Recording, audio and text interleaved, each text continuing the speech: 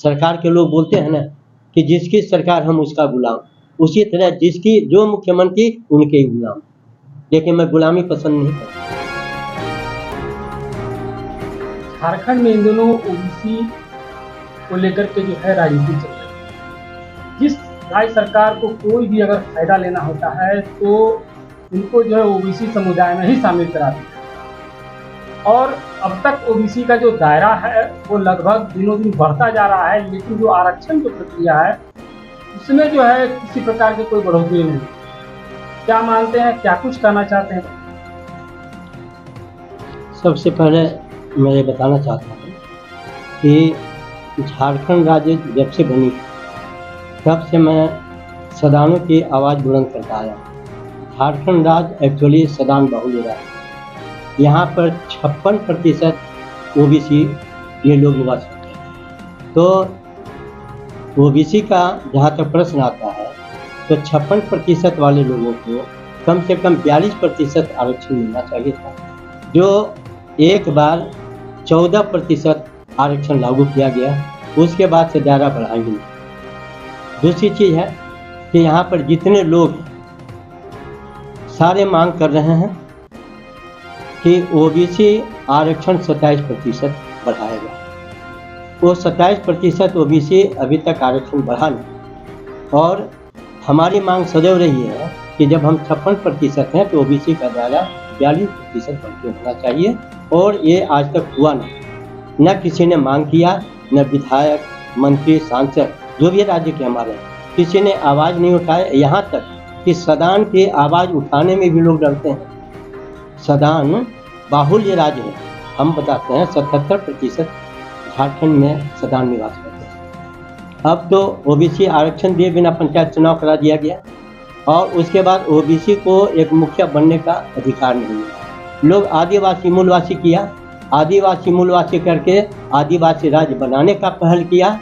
हमारे राज्य की सरकार, हमारे विधायक, मंत्री, सांसद जितने भी हैं, ओबीसी का जितना भी गंदा राजनीति लोग कर रहे हैं, उनमें हमारे विधायक, मंत्री और सांसद का भी हाथ है। क्यों है कि ये सदन में एक भी आवाज़ नहीं उठाते। अगर ये जब भी बातें आती हैं सीधे बोलते हैं आदिवासी बाहुल्य राज्य है, आदिवासी बाहुल्य राज्य है। मैं तो उनसे पूछता हूँ कि आदिवासी बाहुल्य राज्य है कि सदान बाहुल्य राज्य है? यहाँ ओबीसी चलिए तो दलित, पिछड़ा, हरिजन, बैकवर्ड, फॉरवर्ड, मुस्लिम जितने भी लोग हैं, सब 99 जातियाँ आपके सदान है। एक जाति एसटी, मात्र एसटी की आवाज़ सारे लोग राज्य में जितने विधायक, मंत्री, सांसद हैं, जहाँ भी आप देखिए पेपर आप उठा के पढ़िए, हम सदान के जगह पर आदिवासी बाहुल्य राज्य है, आदिवासी बाहुल्य राज्य है। तो ये संज्ञान जो दे रहे हैं वो गलत दे रहे हैं। हम ये मांग करते हैं कि ओबीसी अभी आपने देखा होगा कि ट्रांसजेंडरों की जो शामिल कर दिया गया ओबीसी में, क्यों शामिल किया गया? ये एसटी में शामिल क्यों नहीं किया गया? एसटी एसी में तो शामिल हो सकते थे ना। तो राज्य की सरकार का जो जिज्ञासा है, राज्य की सरकार का जो नीति बन रही है, वो एकल पद आरक्षण पर नीति चल रही है। ओबीसी को जितना कम किया जाए, सदानों को जितना कम से कम अधिकार दिया जाए, इस पर राज्य की सरकार पहल कर रही है। हमारे सदान के जितने भी विधायक और मंत्री, सांसद हैं, सब लोग, उन लोगों के आंखों में पट्टी बंधी हुई है। एक शब्द आवाज़ नहीं उठाते हैं सदानों का कि 80% सदान है। सदान के बाल बच्चे कहाँ जाएंगे? उनके बाल बच्चे BA, MA, MA, MBA करके बैठे हुए हैं, और उनकी रोजी रोजगार नहीं है, नौकरियां नहीं है, और ओबीसी आरक्षण को घटाने का काम कर रहे हैं। आज ट्रांसजेंडरों को जो शामिल किया गया है, इससे तो क्या प्रतीत होता है? ओबीसी को घटाने का काम करने किया है। बढ़ाने की जगह में जब बढ़ता तो कोई बात होती, आप बढ़ा भी नहीं रहे हैं और सीधे घटा रहे हैं। तो हमारे जो हक और अधिकार है उसको राज्य की सरकार लूटने का काम कर रही है। मैं निवेदन करूंगा कि ये लूटने वाली धंधा आप छोड़ें, और सदान बाहुल्य राज्य है, हमारे ओबीसी बाहुल्य क्षेत्र है। यहाँ पर 56% ओबीसी रहते हैं और 77% सदान। तो सदानों को हक अधिकार ज़्यादा मिलेगा, तब तो उनके बाल बच्चों को रोजी रोजगार मिलेगा। आपने एकल पद आरक्षण लागू कर दिया, ओबीसी आरक्षण दिए बिना पंचायत चुनाव करा दिया, तो एक मुखिया बनने का भी अधिकार लोगों को नहीं दिया। तो इससे प्रतीत होता है कि यहाँ जो मूलवासी हैं आज ये बाहरी हो गए, इनको बाहरी की संज्ञा दी जाती है तो बहुत कम है, क्योंकि बिहारी बंगाली को तो अधिकार जो कुछ है वो लड़के ले ही रहा है, लेकिन यहाँ के जो ओबीसी वाले हैं वो देहात में गांव में रहते हैं, उनको हक अधिकार लेने का अधिकार नहीं है, लेने का तरीका मालूम नहीं है। तो मालूम कैसे नहीं है?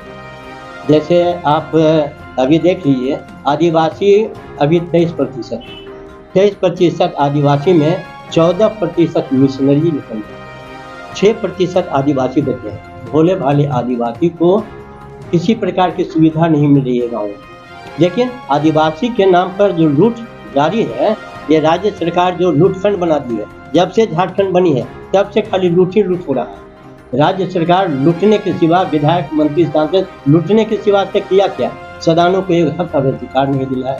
सदान का वोट लेते हैं, 80% हम सदान मतदान करते हैं। सदान को पहले हक अधिकार मिलना चाहिए, लेकिन सब एसटी चिल्लाते हैं और एसटी भी लाभ नहीं ले पाता। मिशनरी, ये दूजा अंग्रेज, एक अंग्रेज को हम लोगों ने बहुत मिल करके मौत के बाद 1947 में भगा करके आज़ादी लिया। दूजा अंग्रेज को ला करके आप राज्य में बिठा रहे हैं, इसका मतलब हमारे राज्य को, संस्कृति को नष्ट कर रहे हैं, हमारे राज्य को बर्बाद कर रहे हैं, हमारे राज्य में रहने वाली जनता का हक और अधिकार छीन रहे हैं। तो मैं इसका विरोध करता हूँ। रही बात ओबीसी का, सारे लोग अभी ओबीसी पर राजनीति कर रहे हैं। क्यों? क्या मन था ओबीसी की राजनीति करने का? कभी आप बीजेपी, आरजेडी, कांग्रेस, माकपा वाले इन सबों पर विभाजित करते हैं, और आज फिर जो ओबीसी बचा है, अब ओबीसी को भी आप विभाजित करने में लगे हुए। तो देश की एकता और अखंडता को तोड़ने का काम जैसे किया, उसी प्रकार आज राज्य की एकता और अखंडता को तोड़ने का काम ये हमारे विधायक, मंत्री और सांसद कर रहे हैं। सारे दल के लोग, जितनी राष्ट्रीय पार्टियां हैं, सारे दल के लोग हम लोगों को आपस में लड़ाने का, तोड़ने का और सदान एकता को विखंडित करने का काम। और मैं सदानों से अपील करना चाहता हूँ, सब एकजुटता अपनाइए।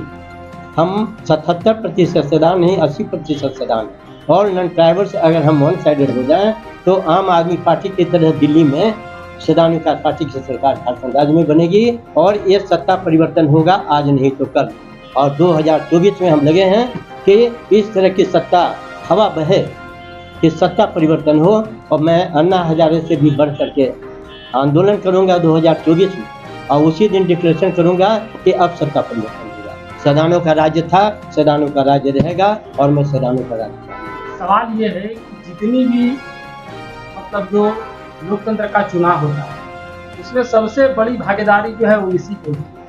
सभी नेता, सभी राजनीतिक पार्टी ओबीसी से वोट लेते हैं, लेकिन वोट लेने के बाद जो उनके अधिकारों का, उनका जो संरक्षण है, उसको वो ठीक से लागू नहीं कर पाते। क्या कुछ कहेंगे? सबसे बड़ी बात क्या है कि हमारी जनता जो वोट देती है, जनता को भी ये सोचना चाहिए कि हम इतने ओबीसी हैं कि 56% यदि हम ओबीसी हैं तो हम ओबीसी ही किसी को जिताते हैं।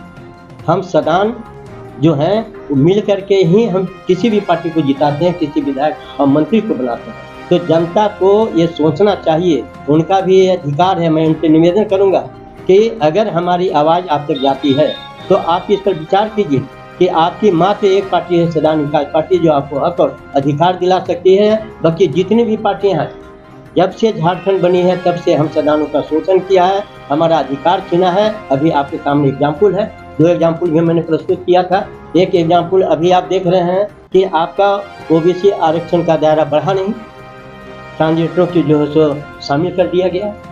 दूसरा चीज़ है कि अभी हम एक आवाज़ उठाया था कि कनीय अभियंता जो ओबीसी में आते हैं, कुछ भवन विभाग में है, कोई कार्मिक विभाग में है, कोई ग्रामीण विकास कार्य विभाग में है, ओबीसी में आते हैं, उनका प्रमोशन रोक दिया गया और एसटी को प्रमोट कर दिया। तो इससे क्या साफ जाहिर होता है कि आप एक जातीय समीकरण बना करके चल रहे हैं, बल्कि 99 जातियों के हक और अधिकार को छीनने का काम कर रहे हैं, उसे दबाने का काम कर रहे हैं। हमारे जो सीनियर कनीय अभियंता हैं, जिनको सहायक अभियंता में प्रमोशन होना था, वो जूनियर लोग को सहायक अभियंता बना दिया गया, और जो सीनियर मोस्ट हैं उनको जो है उन कनीय अभियंताओं को प्रमोशन मिलती है। तो बताइए, हमारे ओबीसी वालों के मनोबल को तोड़ने का काम किया जा रहा है।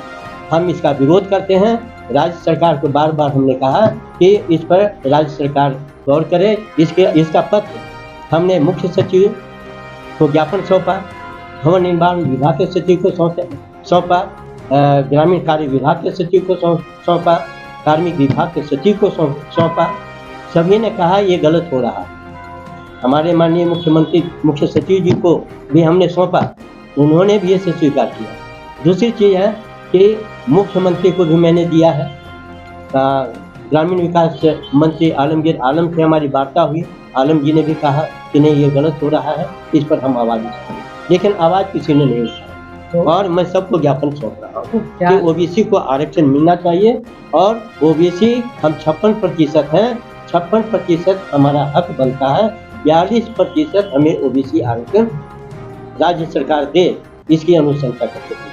क्या लगता है एसटी एससी और ओबीसी के बीच में इस तरह का जो आरक्षण है उसका मतभेद करना चाह रही है सरकार?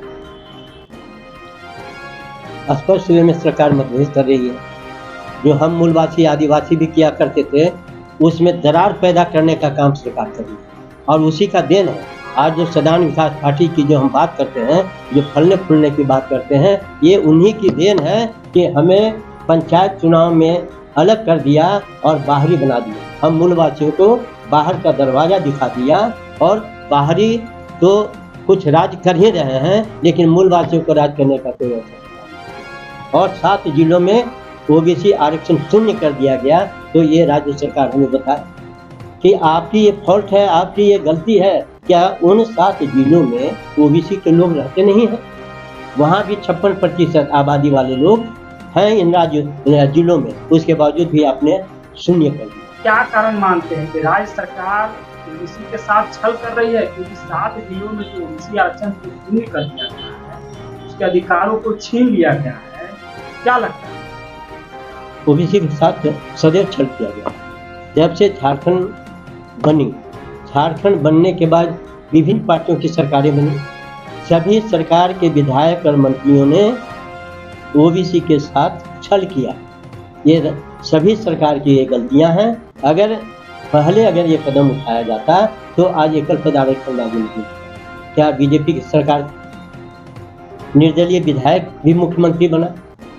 सबों की सरकारें बनी, झारखंड मुक्ति मोर्चा की भी सरकार बनी, उसमें 56% ओबीसी के लोग भी रहे। 56% जो सदन का सीट है विधायक रहे, लेकिन किसी विधायकों ने एक शब्द नहीं बोला। तो इससे स्पष्ट जाहिर होता है कि सारे विधायक मंत्री और सांसद सरकार के दबाव में रहते हैं, उनको बोलने का भी हक और अधिकार नहीं है। जिस प्रकार आज हम ओबीसी चिल्ला रहे हैं, मुझे दो, हमें हक और अधिकार दो, 42% आरक्षण दो, 27% आरक्षण पर लोग लड़ा, वो नहीं मिला। तो इससे क्या स्पष्ट होता है कि हमारे विधायक मंत्री इतने कमजोर। सरकार में जो है ओबीसी मंत्री है, बनना बोलता है, मुस्लिम समुदाय से ओबीसी में आलमगीर आलम है, लेकिन फिर भी वो ओबीसी की आवाज को नहीं उठाते हैं। सबसे बड़ी बात क्या है कि रघुवर सरकार जब थी तो उस समय मैंने आवाज उठाई थी सदन में। उन्होंने स्पष्ट कहा, हमारे साथ डिप्टी सीएम थे, मैं भी था, संजय सेठ भी था, ये सब लोग थे। उन्होंने कहा कि साहू जी सदन मुख्यमंत्री कभी नहीं देगा। तो मैंने कहा कि मैं लड़ के लूँगा। जितना भी था रुपये पैसे से भी लोग मदद किया करते थे। माननीय सांसद महोदय भी हमारे पास आते थे कि सर जो है दिया जाए और सदन की आवाज़ को बुलंद कीजिए और सदन मुख्यमंत्री की मांग कीजिए। मैंने मांग किया, मैंने लड़ाई लड़ी, सदन मुख्यमंत्री बना।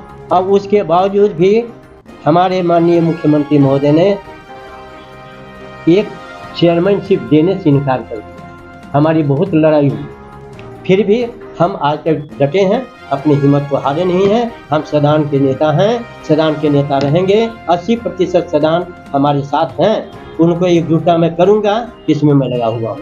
बाकी सवाल राज्य सरकार के 4 वर्ष पूरे हुए, लेकिन पिछड़ा आयोग का गठन नहीं किया गया। क्या मानते हैं? सबसे बड़ी बात तो ये है कि पिछड़ा आयोग का गठन जब सरकार बनी उसी समय होना चाहिए।